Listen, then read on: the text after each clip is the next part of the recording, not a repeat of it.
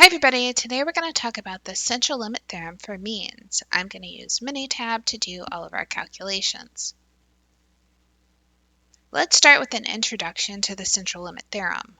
The central limit theorem, which we often write as CLT for short, is a fundamental concept in probability and statistics. It states that regardless of the original distribution of a population, the distribution of the sample mean will tend to be normally distributed as long as the sample size is sufficiently large. Sufficiently large means that n is greater than or equal to 30.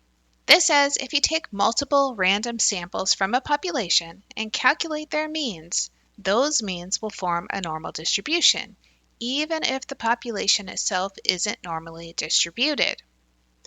The larger the sample size, the closer the sample mean distribution will be to a normal distribution.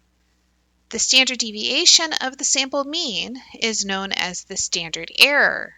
It's equal to the population standard deviation divided by the square root of the sample size. If the original population is already normally distributed, even small sample size will follow a normal distribution without needing a large sample size.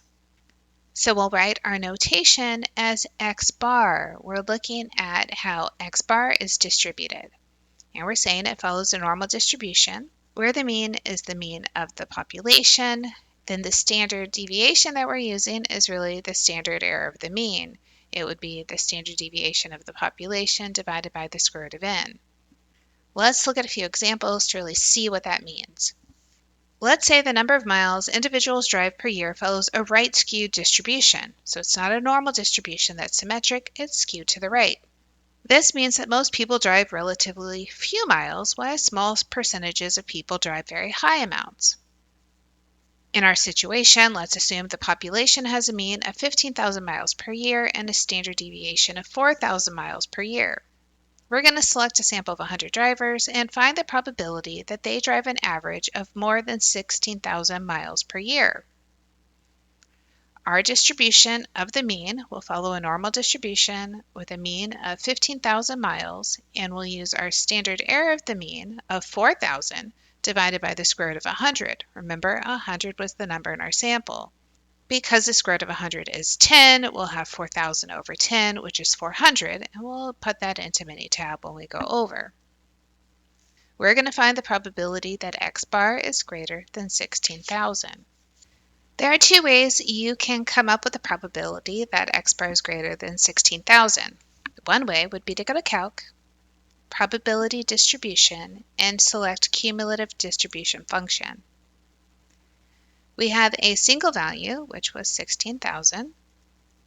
We're using a distribution that's normal. Our mean was 15,000.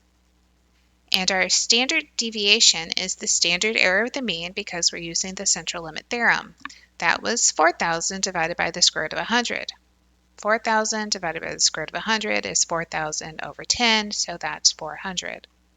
So here's the problem. When we do the probability this way, it gives us the probability that x is less than or equal to 16,000, and we wanted the probability that x was greater than 16,000.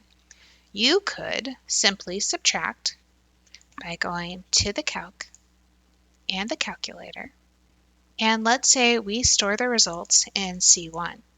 We want to subtract 1 minus the 0.993790, and let's hit OK.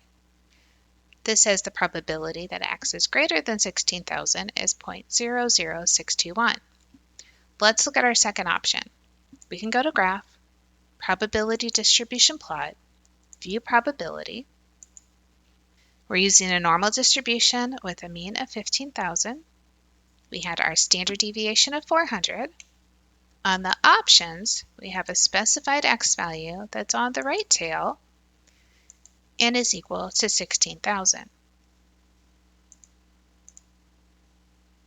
When we scroll down, we can see the shaded area to the right of 16,000, and we can see the same value of 0.00621. This equals what we got from using the cumulative probability distribution, but I find using the plot, going through the graph, is much easier, so I'm going to do that for the remainder of this lesson. Now let's say we select a sample of 400 drivers. Let's find the probability that they drive an average of less than 12,000 miles per year. This time, X bar is going to follow a normal distribution with a mean of 15,000, but our standard deviation will be 4,000 over the square root of 400. The square root of 400 is 20, which tells us the standard error of the mean this time will be 200. We're going to find the probability that X bar is less than 12,000. So back to Minitab, we hit Graph, Probability Distribution Plot, View Probability. We can leave our mean, but we're going to change our standard deviation to 200. In our options, we'll keep a specified X value, but this time we're going to the left, and we want it to be less than 12,000. This shows us a very, very small number. Notice it says 3.671 e to the negative 51. I want you to think of that as being a lot of zeros followed by a 367. If you get a number this small, you can just put in 0. It says it's completely unlikely that this situation would occur. Let's look at a different problem. A professional certification exam typically takes students an average of 75 minutes to complete with a standard deviation of 20 minutes. A group of 30 students takes the exam. Let's find the probability that the group's average completion time falls within 60 to 70 minutes. X bar is going to follow a normal distribution with a mean of 75. Our standard error of the mean will be 20 over the square root of 30. When I go over to Minitab, 20 over the square root of 30 will be put in as a decimal. I'm just going to find that using my handheld calculator. Then we're going to look for the probability that X bar falls between 60 and 70. So I'm going to go back to Graph, Probability Distribution Plot, View Probability. I have a normal distribution. I've already put in that my mean is 75. I put in a standard deviation of 3.6514831717. I got that number directly from my calculator when I put in 20 divided by the square root of 30. For the options, I have a specified X value, it's in the middle, and my numbers were 60 and 70. In my graph, I can see the shaded region, which corresponds to 0.08543, which says there's an 8.543% chance that the average for these 30 individuals taking this exam would be between 60 and 70 minutes. In conclusion, when we're looking at the central limit theorem, I want you to remember that we're modeling the distribution of the sample means. This requires the use of the standard error of the mean in place of the standard deviation and the normal distribution.